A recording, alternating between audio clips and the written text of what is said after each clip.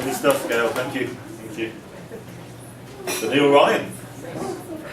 Neall, coming up.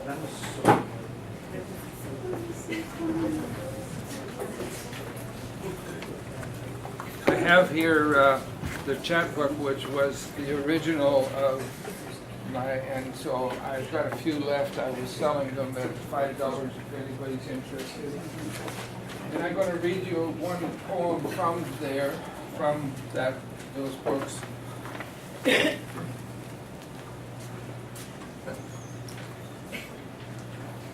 just saw a blimp go by. I just wanted to make sure. I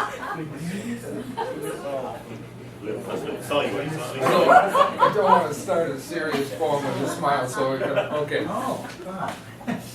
The melancholy of wind-blown grass.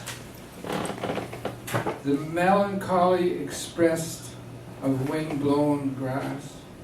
In stillness, the hissing sadness emanating from the rain on the lake.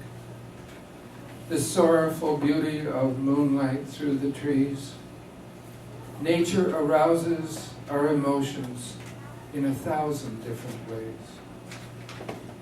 Something stirs from inside to remind us that we are feeling creatures.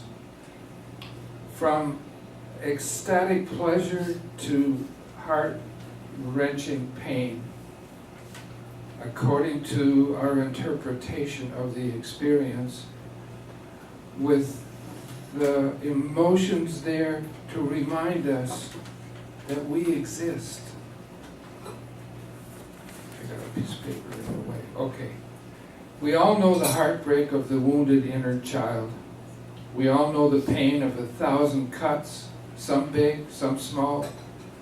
We all know the sadness of 1,000 goodbyes. And from the heart-wrenching feelings chaos, surprise chaos can cause. All our experiences recorded as a part of our emotional world. Some blows are so severe, forgiveness is hard to find. But we all deal with the sadness and the losses however we can, and we move on.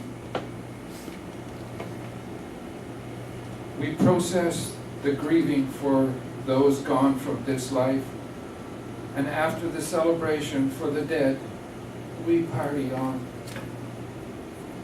Emotion through emotion, we live these lives, from pain of the negatives through the joys of the pinnacle.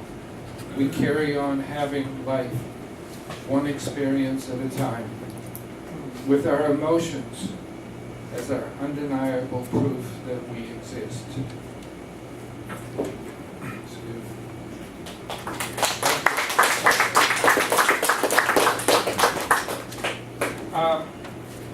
I will be doing, there's on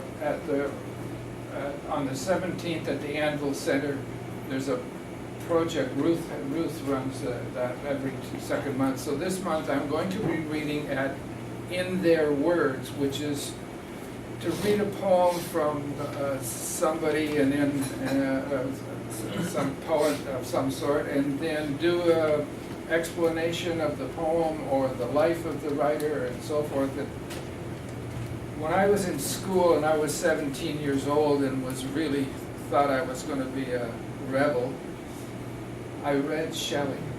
I read Percy Bysshe Shelley's Ozymandias. And I've carried this poem in my mind ever since. I love this poem. So I'm going to read and talk about Shelley and his mysterious death on the 17th at the Anvil Center. And the project is called In Their Words. Ozymandias. I met a traveler from an antique land who said, "Two vast and trunkless legs of stone stand in the desert. Near them, on the sand, half sunk, a shattered visage lies, whose frown and wrinkled lip and sneer of cold command tell that its sculptor well these passions knew, which yet survive stamped on these lifeless things, the hand that mocked them and the heart that fed.